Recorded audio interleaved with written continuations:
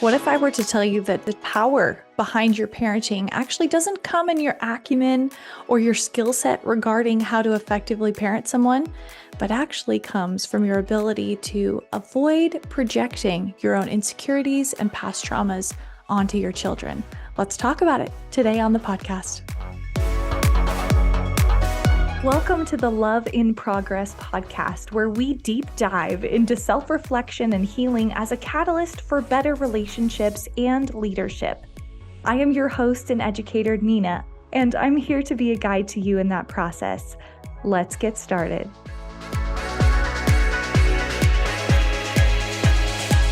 All right, I want to talk to the parents in the room. And this is a hard one to hear because as a parent, I know I have caught myself in this exact trap over and over and over and over again. And that is the trap of using your parenting experience as a way to correct your past behaviors, meaning you're looking to teach incessantly and intently, and maybe a little bit of an overexerting way, the lessons that you wished you would have learned younger in your life, because you want to, I would hope, potentially help your child avoid those same pitfalls and mistakes. Parenting from this approach, while I know is well-meaning, is doing more harm than it is good, my friend. And yes, while the experiences you had in your own childhood are formative to your point of view right now and likely do bring important lessons in your own parenting as you're helping children through those same life situations, or at least similar ones, it is not your job to protect your children from the growth they will experience by going through similar situations. I think you would agree with me in looking back in your past that everything that you've gone through, especially the hard things, helped make you the person you are today. And if you're listening to this podcast, chances are you're trying to do good in your life. You're trying to grow and develop and expand and be a contributing person to society, to have quality relationships, to try to heal your own wounding. So I know you're on the right path, and I know you seek good things. And because you went through those hard experiences, you are who you are. Those were catalysts for you to have that kind of perspective that you do today.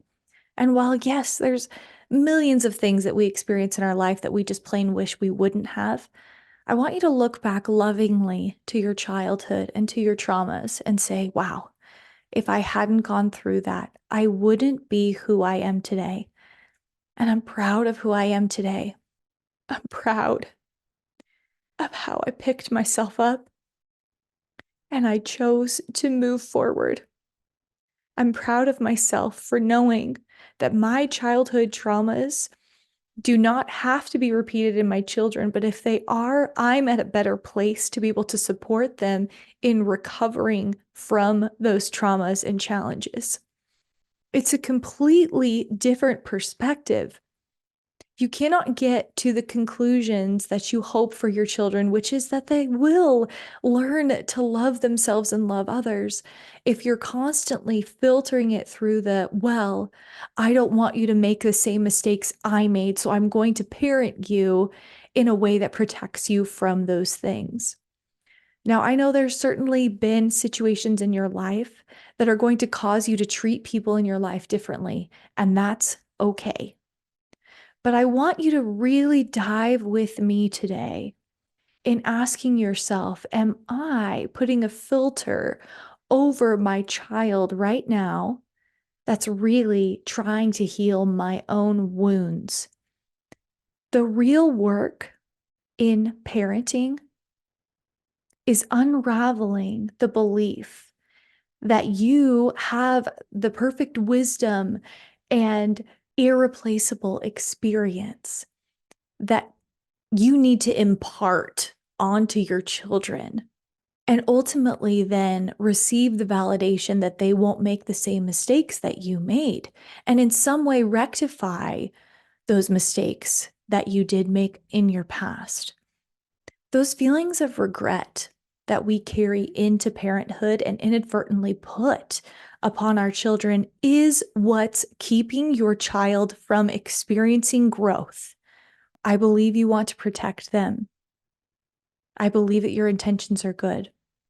But I would challenge you today and every day in your parenting journey to ask yourself, am I trying to redeem some aspect of my past through my child?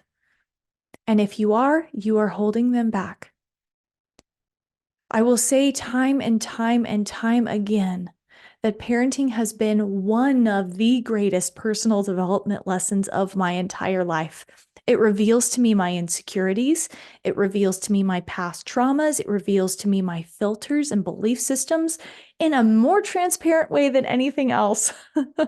And while it's hard to see it, I'm so grateful I have an awareness of it. And I can be a change agent to not perpetuate that in my parenting with my child in front of me. Can I tell you a story?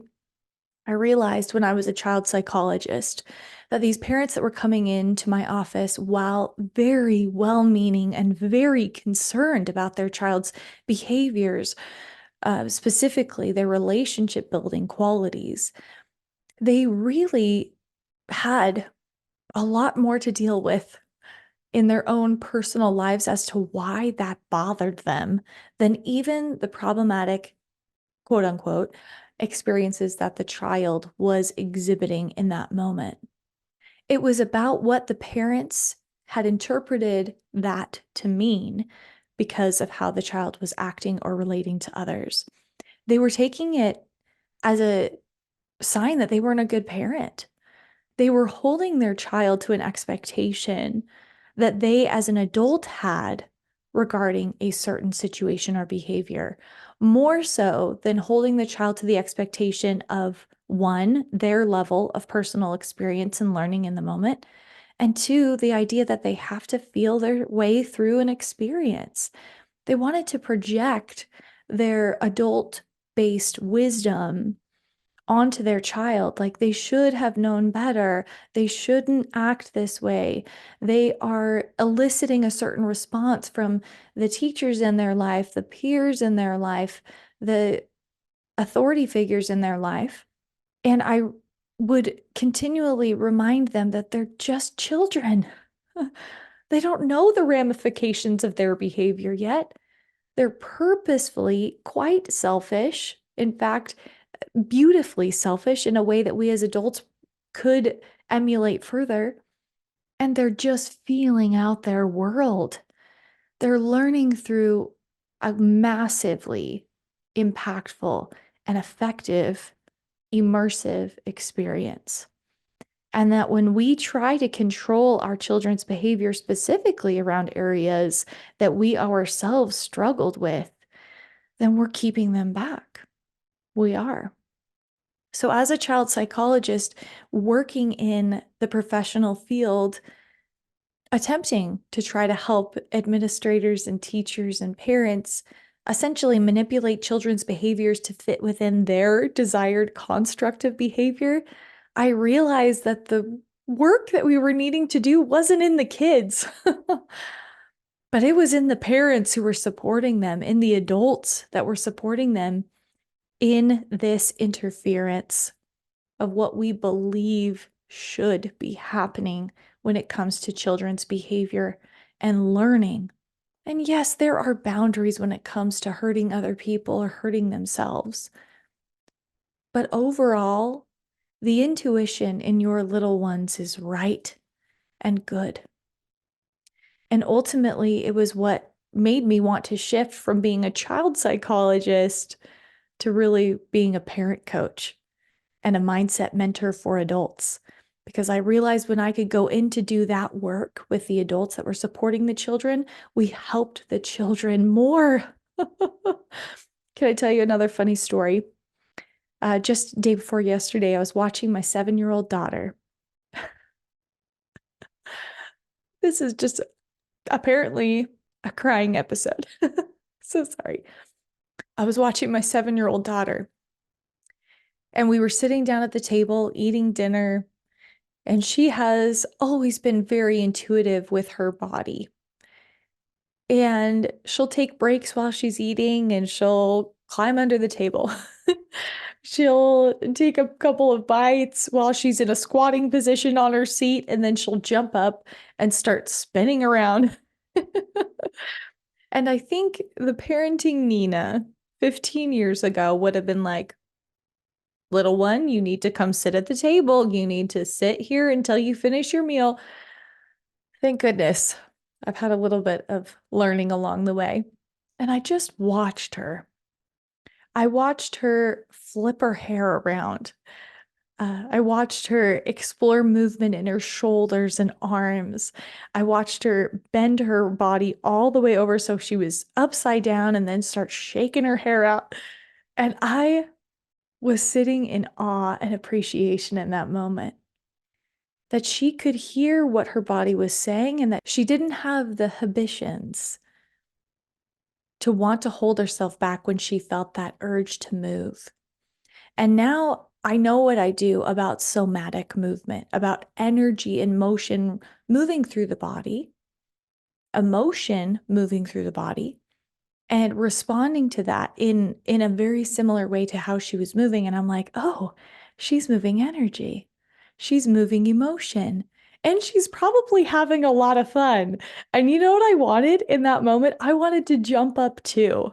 And I wanted to just turn up some music and let my body flow and move.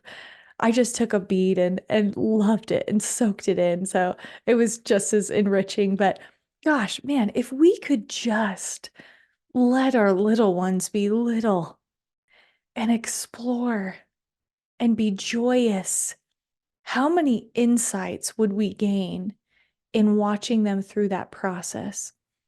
And then maybe in turn, taking an opportunity to act a bit more like them than about our own adult like self.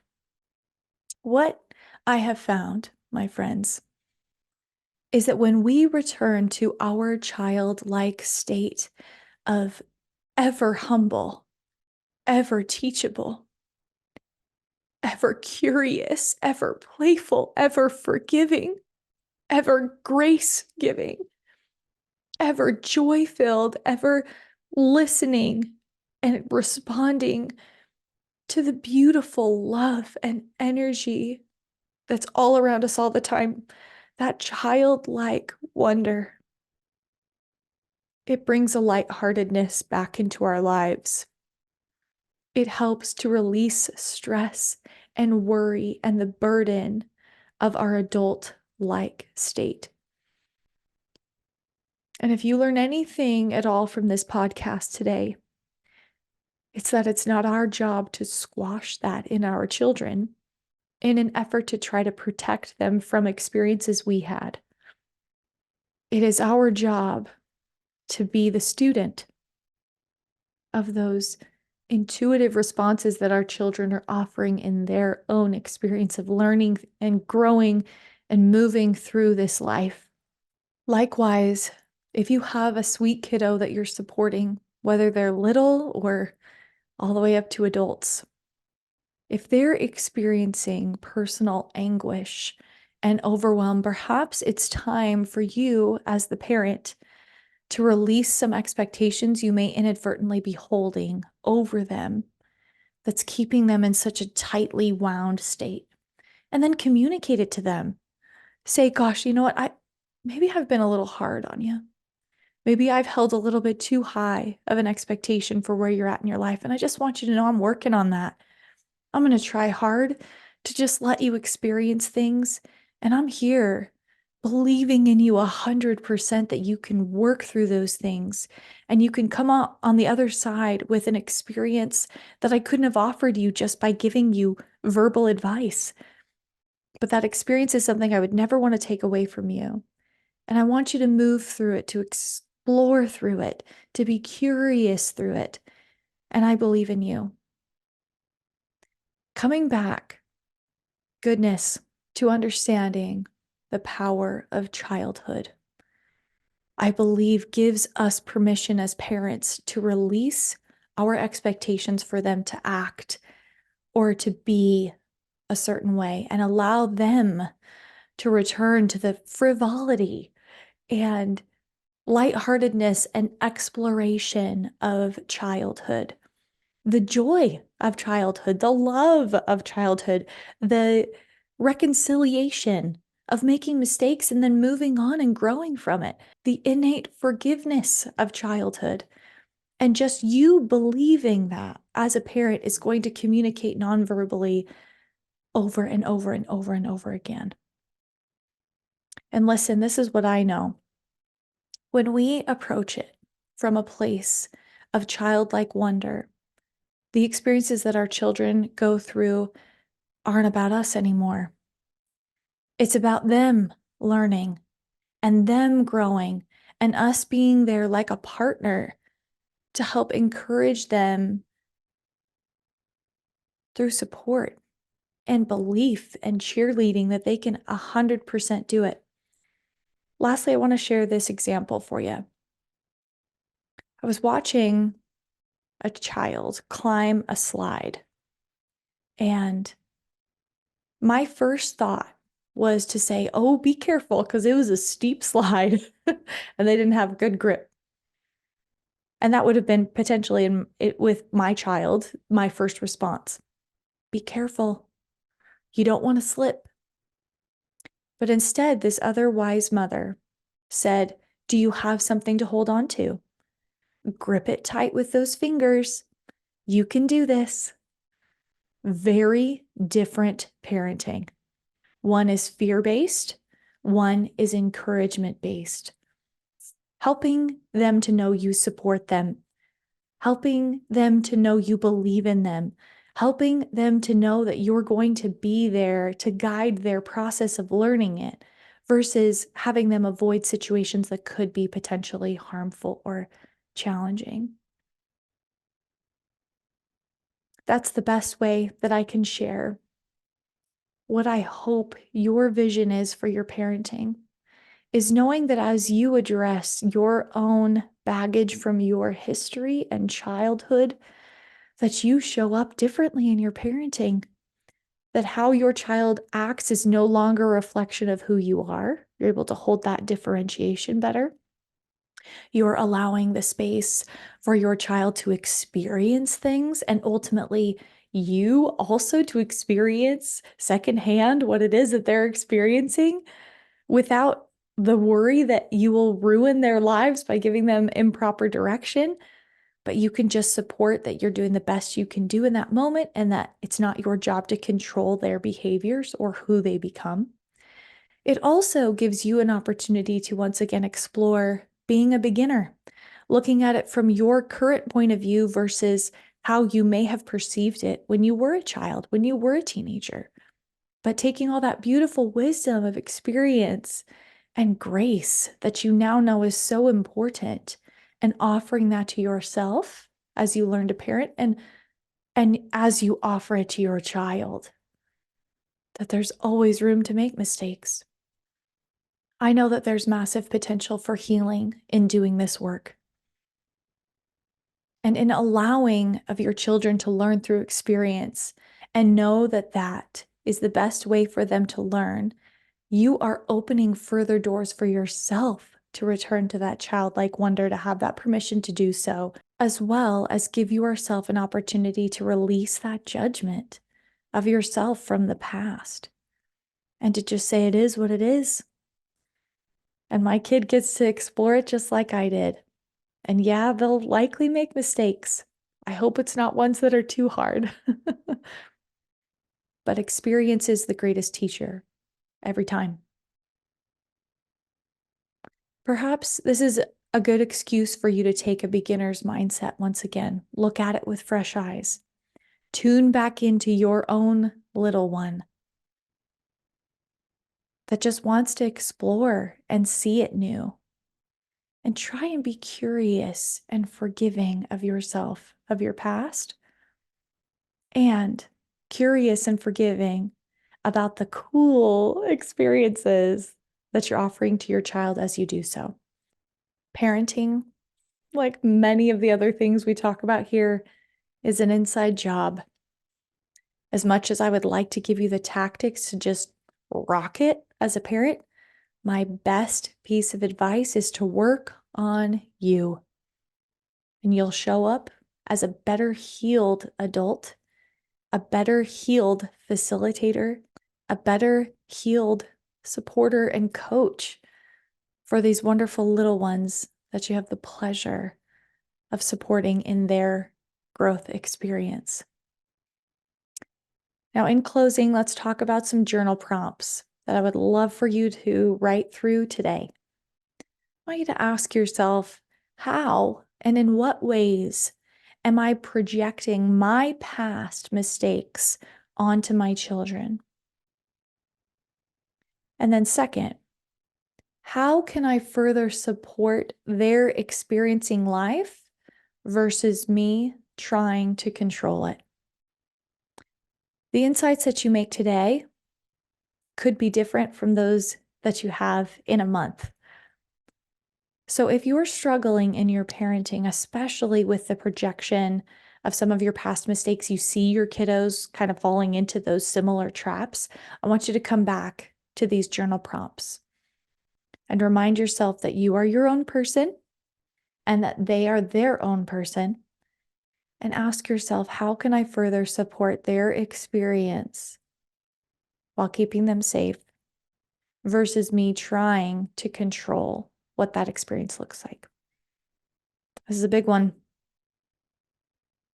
And I know it has the potential to completely change your parenting impact and approach. I hope that it does. Please come back and share with me the impact of this lesson in your family life and in your own personal development, because I'm anxious to hear it. I know that as we focus on parents' mental health and wellness, that we can impact generations. You can be a powerful change agent. You can choose at any moment to rewrite the legacy and to show up as a better healed parent and give your kids the chance to grow in the way that they really are meant to. I am rooting you on in this one, and I can't wait to hear how this impacts your family life. Please share it with me, and remember to live well, look well, and be well. I will see you on the next podcast.